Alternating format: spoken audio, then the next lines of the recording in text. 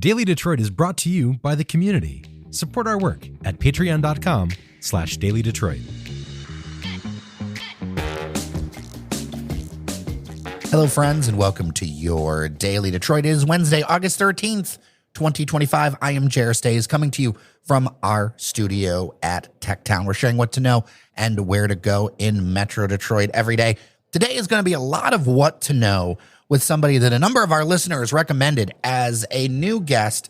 Look, there's new information from Ford. There's changes in the auto industry. There's a lot happening, and I'm always looking to get my bearings, if you will, around what's happening. And so I'm joined at the table by Sam Abuelsamid. He is the Vice President of Market Research for Telemetry, host of the Wheel Bearings podcast, and, well, overall good guy. Welcome to the show, Sam. It's great to be with you here today, Jer. Yeah, Thanks. My absolute pleasure. So before we get into this, why don't we introduce people to who you are and your background? You know, Vice President of Market Research for Telemetry sounds like a very important title, sir. I'm a big fish in a very small puddle. Telemetry is a small Detroit area-based company. We do strategic communications, do content production for a number of clients. And since January of this year, we've been doing market research. That's why I joined the company, to launch a market research practice focused on transportation and mobility. I'm an engineer by training, worked for 17 years as an engineer in product development in the auto industry, working on electronic control systems like electronic stability control and brake-by-wire systems. Went into automotive journalism for a while, did a stint in PR, and for the last 11 years now, actually it's 11 years this month, I've been an analyst doing market research previously with a company called Guidehouse. So now, moving from a very big company back to a very small company and focusing on a few select clients. So why the auto industry? What fires you up about it? I've been in the auto industry now, starting with my time as a co-op engineering student at what was then GMI, now Kettering University, for 40 years. It's 1985 when I started. I was a freshman at GMI. And before that, I got into cars when I was probably about 10 or 11 years old. It's just stuck with me. I love learning about the way they work. I love working on them. I love driving them. I love fixing them. And for the last decade, working with companies, to help evolve the transportation for the 21st century, to make transportation more safer and more accessible to more people. Well, I have a number of things I want to talk about, but why don't we start with the latest news peg this week about Ford Motor Company, what they're trying to do with electrics. They have a new way forward that they're trying to push out, and they talked about it recently. So brass tacks, what is this? What Ford has done over the last 7-8 years now, starting in 2017, they established something within the company called Team Edison. Beginning of 2017, then CEO Mark Fields announced they were going to develop a 300-mile range electric crossover. A few months later, when he left Ford and was replaced, they took a look at the car that was being developed, decided this is not something that's actually going to excite the audience, not going to be interesting to people. And they pivoted what they were working on. They established Team Edison, which the goal was to figure out, how do we make a viable electric vehicle business? Because up to that point, nobody had ever made money doing EVs. So the first thing Team Edison did was they scrapped what was being worked on, and they created what became the Mustang Mach-E, and then the F-150 Lightning and the E-Transit. And those were very good, very well-received products, but they still had the problem of the viability of the business. They were still losing billions of dollars a year. Hence, in 2022, Jim Farley established this Skunkworks program out in California to take a look at what are the leaders in the EV industry doing, and what can we learn from that? What do we need to do to be successful as an EV business? They looked at what Tesla was doing. They looked at what the Chinese were doing, and they have, it appears, taken what they feel are the best aspects of all of that and mixed in some other stuff that they were already doing within Ford. So now you've got a new generation of EVs that are coming out starting early 2027 with this midsize electric pickup truck that they're going to build in Louisville that are completely different from the EVs they've done up to this point. They are purpose-built. They are designed to be much easier and less expensive to produce, and therefore much more affordable. Because one of the challenges, as good as the F-150 Lightning is and a lot of these other EVs that are out there, is they're way too expensive for most people to afford. The plan here was, how do we create an affordable EV that we can actually make money building, because at the end of the day, a business has to make money in order to be self-sustaining. That's what they've done, is they've got a totally new vehicle architecture, new to Ford, and they're the first legacy automaker to go down this path. It's an approach that was piloted by Tesla starting in 2022 on the Model Y, or at least some of the Model Ys. It's been copied by a bunch of the Chinese manufacturers, and now Ford is going to be doing it. And in conjunction with that, a mostly new manufacturing process to go along with that for assembly of the vehicle. And so they're going to be, starting later this year, retooling their Louisville assembly plant where they currently build the Ford Escape and Lincoln Corsair.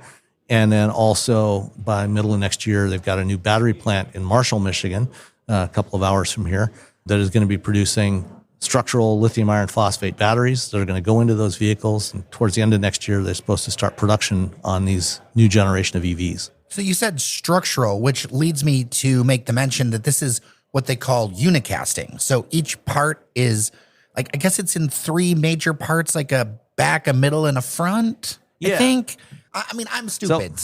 So if you look at the way vehicles have traditionally been built for most of the last century, the main structure of the vehicle is comprised generally, in most cases, stamped steel components that are then welded together in kind of a jigsaw puzzle to create the body structure of the vehicle. And then they weld on body panels and insert the interiors, the seats and the dashboards and carpets and everything else. What they're doing here is replacing major elements of that. So getting rid of a lot of those individual smaller parts that they have to weld together and replacing that with one large cast structure. Ford calls it unicasting. Tesla calls it gigacasting. Others call it megacasting. Those are all just marketing terms. It's just a large die-cast part.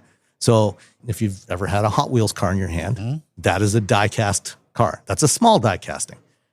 Same concept, but on a much larger scale. So you have basically the whole front section of the car is one big piece of cast aluminum. The whole rear section is one big piece of cast aluminum. And then in the middle of that, you have the battery pack. And again, most of the EVs today, the way they're built in the more traditional approach. If you look at the Mach-E as an example, it's mostly built in the traditional manner from a bunch of steel stampings. And then the battery pack is bolted to the bottom, and it's not really a structural part of the car. So when you build what we call the body in white, which is that overall body, it still has a floor pan in it. But when you have this battery, then you've got another piece of steel on top of that as the floor pan. That's basically an extra piece of metal that is adding weight, adding cost, but not actually doing anything relevant. So what Tesla came up with was the idea of, okay, we've got this battery. Let's just cut out this piece of metal in the middle of the bottom of the car, and we have a hole in there. And then what we can do is, if you've ever visited a vehicle assembly plant, you've seen them trying to insert the whole dashboard assembly in through the door opening, and then inserting the seats, and you got to maneuver them in there and bolt them down. And it's challenging, and it's ergonomically challenging. And, you've got to figure out how you're going to maneuver everything in there. What Tesla came up with and what Ford is going to be doing in Louisville, what they're calling, rather than an assembly line, an assembly tree, they've got 3 parallel sub-assembly lines where they're doing the front, back, and the middle sections, going down in parallel lines, and then they'll join them together. On the battery pack, they're going to put the carpet down on top of the battery pack, bolt the seats onto that, bolt the center console on that, bolt the dashboard on that, and then just insert that whole assembly up through the bottom of the rest of the car. After they put the front and rear structures together, just slide that battery pack up into the bottom. So now it's much easier to put together. It has fewer individual components, and it should cost a lot less to build. I have a lot of questions. As a nerd, I really appreciate the technology part of this, right? But I can hear members of our listeners going, why is Ford doubling down on electrics? Isn't electrics not the wave? Or hasn't there been a huge cut in government tax subsidies for them? I think a lot of American auto consumers wonder, why? There's a lot of good reasons to go electric. One, obviously, the main one that people think about is eliminating tailpipe emissions. That's a very good reason to go electric. EVs are also a lot more efficient to operate. An electric motor converts about 97% of the energy you put into it into force that moves the vehicle. Whereas an internal combustion engine, when I studied engineering, I was a mechanical engineer. I focused on engine design and vehicle dynamics. And I love engines. They're amazing machines, but they're in a lot of ways not that great because only about 1/3 at best of the energy that you put in terms of fuel gets converted into force that moves the vehicle. All the rest of it is dissipated as heat and exhaust, and it's wasted. So you're wasting typically 2/3 of the energy that's in a gallon of gasoline. So you've got much better efficiency. It's much more convenient, especially if you can charge at home to drive an EV. They're great to drive. And the rest of the world has recognized this and recognized the benefits of going electric, especially in China, which is now by far and away the biggest auto market in the world. For an automaker that wants to be competitive in the global market, you have to have EVs as part of your portfolio. And long term, that is the direction that most transportation is going to go, is electric. So electric is inevitable, is what you're telling me. In the long term, yes. The time frame at which point it becomes inevitable is debatable. And is going to be different depending on which market you're in. Different depending on which region you're in and what the use case is.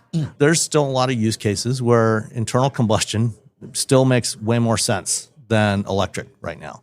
For long haul trucking, makes way more sense to do internal combustion, just because of the amount of battery that you need to move a 40-ton truck down the road for hundreds of miles. But for the way most people actually drive, an EV actually makes way more sense. In fact, my wife and I just bought our first EV about a month ago. I've been driving them for years in my job, in my role, in testing them. But we finally bought one. It's my wife's main daily driver, and she loves it. She never has to wait in line at the Costco gas station, things like that. She just plugs it in when she comes home. Good to go. Long term, yes, the trend is going to be towards electrification. In the near term, we're still going to have a lot of hybrids, plug-in hybrids, extended range EVs to fill in, for certain use cases. For some people, it still makes more sense to drive an internal combustion or a hybrid vehicle than an electric. Over time, that will gradually move towards electrification. Some regions are doing it much faster. In China, almost half the vehicles now being sold are electric. How much of the pushback in the United States is cultural versus practical? I think over the last couple of years, it has shifted much more away from practical to cultural and political, frankly. The reality is that it used to be, I would say 5-10 years ago, it was much more practical because most of the EVs that were available had relatively short range. And for a lot of people, it just wasn't good enough. Now we're at the point where you can buy something like a Chevy Equinox EV for $35,000 that gets 320 miles of range. The practicality is no longer an issue when you've got cars like that. And this truck that we were just talking about from Ford, that's going to start at $30,000. And we don't know exactly what the range is going to be. I'm guessing it's going to be probably around 250 to start, and then 300 for the higher trim levels. The midsize seems really interesting to me. I have not owned an electric vehicle. I've owned a hybrid. I've test driven a number of electric vehicles, and I am not an industry expert, but when my friends have a Ford Maverick, I go, wouldn't that be amazing as an electric truck? I've driven the Ford F-150 and some others. And when I think about like the perfect in-between mid-size pickup kind of situation, so I feel like whatever this looks like, and the press materials and things didn't really give us many hints at like what this is going to actually physically look like, but it feels like a market segment that has a need. Yeah, and this new truck, Ford, hasn't shared many details on it, but they did acknowledge that, it's going to be roughly the same footprint as a Maverick. So same size as a Maverick, a little bit more interior space, for example, than what you have in the current Maverick or a Toyota RAV4. And the RAV4, aside from the full-size pickups, the RAV4 is the best-selling vehicle in the U.S. market right now. They sold 475,000 last year. And did not know that. Yeah. It is far and away that whole segment of compact crossovers is the most popular in the U.S. right now. They actually sell more compact crossovers than they do full-size pickups. It's just that the four models of full-size pickups, particularly the GM and Ford pickups, and to a lesser extent the Rams, sell in such huge numbers. So it's going to be Maverick-sized. So it'll have a bed, it'll have a front trunk where you can lock stuff away securely, and room for 5 people, making it very practical. I mean, in my neighborhood alone, there's at least 5 or 6 Mavericks, including my next door neighbors. They bought one when it first came out. They got one when you could still get it for $20,000 for the hybrid, and they love that thing. They get 42 miles per gallon with it. It's fantastic. As you lay out this story about what's happening in the global market, what's happening with technology shifts, I can't help but think this could be a perilous time for our American automakers. As a casual observer of the industry, I've seen the videos from other countries of other brands. I've seen the reviews. I've talked to folks who've driven things in China and in Vietnam and other places. And I can't help but think there are some real concerns out there that I don't think the average car consumer or citizen, I think, really internalizes about this industry. Like I have some severe worries, even though there are some very strong highlights as, we see different models and different things that people are buying. I have some concerns. Am I right to have those concerns? Oh, absolutely. The Chinese market, as I said, is the largest automotive market in the world. Last year was over 27 million vehicles sold. And the U.S., by comparison, was about 15.5 million vehicles. So about 12 million more vehicles sold in China last year than in the U.S. And they have a lot of automakers. They have really transformed, especially within the last 8 to 10 years, going back to 2007, when I first saw Chinese cars at the Detroit Auto Show. They were, to put it mildly, not impressive. They were not good cars, but they have really learned from the rest of the world. And they are making some incredibly good cars now. And they're also making incredibly affordable cars. This is part of why the market is so big there. I mean, you've got a big population, but you've also got some very affordable cars. And there are EVs like the BYD Seagull. It's a little compact hatchback, roughly maybe the size of a Ford Fiesta, if you remember how big that is, that gets over 200 miles of range. It's a battery electric, costs $8,000 right now. What? Yes. Now, granted, that car will not pass current U.S. Standards, crash standards and everything else. To upgrade that, to bring it up to U.S. standards, conservatively, it maybe you double the price. That's still $16,000, which is way less than anything else you can buy in the U.S. market right now. The other issue in China, they sold 27.5 million vehicles there last year. They have production capacity for well over 40 million vehicles, which means they're looking for places to sell vehicles outside of China. And they are increasingly exporting vehicles to other markets, especially Latin America, South America, Southeast Asia, and Europe. And they are picking up market share because they are offering really good products at very affordable prices. I've driven a few of the Chinese EVs, and they are really, really good. It is essential, if the U.S. industry is going to remain even remotely competitive outside of U.S. borders, that they have products that can compete. Because if someone can buy a $15,000 or $20,000 EV with 300 miles of range, that offers everything they do, and the cheapest American product they can get is $30,000 or $40,000, what would you buy?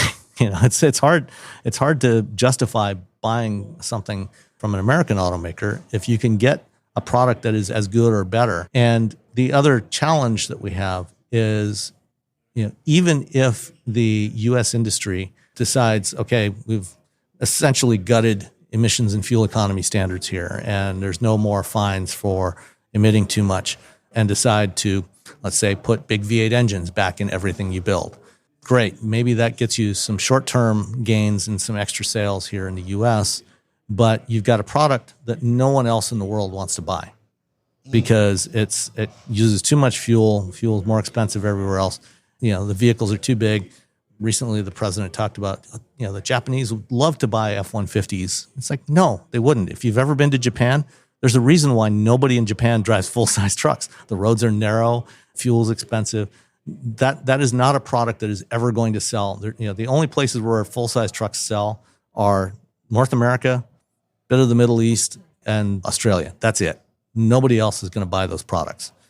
And on top of that, you've got an administration that is actively antagonizing all of our allies. And you've got people in Canada, for example, that increasingly are disinclined to buy American products. If the Chinese come in there and offer them an alternative, it makes it tough for the U.S. automakers to survive. Yeah, it's really clear to me how much not only this administration, but a number of people don't live in reality, right? Because what you're talking about is the reality of the situation. It's almost like we're in this hype bubble based on fear. And I think one of those fears, and I've heard it from listeners, they're like, well, if we do EVs, all our jobs are going to be gone. There's going to be so much fewer suppliers, all this other stuff. What is your reaction to something like that? Because I think a lot of this pushback on reality is people don't want to deal with the cognitive dissonance that the world has changed. I don't say it's changing. As you've just outlined in these markets, it has changed. Yeah, it has changed, and it will continue to change and evolve going forward. Jobs is obviously a major concern. It's been a concern and a legitimate concern for the UAW, with the shift to electrification. But one of the things that we've seen, over the last 5-8 years is that the nature of the jobs, or the types of things that people are building changes. But the people required to build those things, if anything, has actually gotten bigger. The announcement yesterday in Louisville from Ford, they acknowledged that at least initially, the initial plan, there will probably be about 600 fewer jobs in the Louisville assembly plant because of the new manufacturing process, the simplification of producing these new vehicles. That's, for planned, initially for one product, one shift, but the plan is to add more products in there and increase the production. And so you'll probably add back most of those jobs. But in addition to that, there's a plant a couple of hours away in Marshall, Michigan, that is building the batteries. That plant is currently, they're installing the equipment now. Production should be starting middle-ish of next year for those batteries. And that plant is going to employ almost 2,000 people. So that's 2,000 people that Ford wasn't employing before that are going to be employed there. We've seen other plants where previously they made transmissions. Now they're making electric motors. It still takes people to make the electric motors. They're doing different jobs. You're making different stuff, but they're still employing people. In the long term, the total number of jobs is probably not going to decrease dramatically. It'll probably stay roughly stable, maybe even grow a little bit. I don't like to end shows on a negative note, but is this an existential crisis for these American automakers? Oh, absolutely. If the companies don't think about the long term, and here I'm thinking even like 5 to 10 years out, they will be crushed by the industry outside of the United States, especially China. They will not have a market anywhere else to sell products.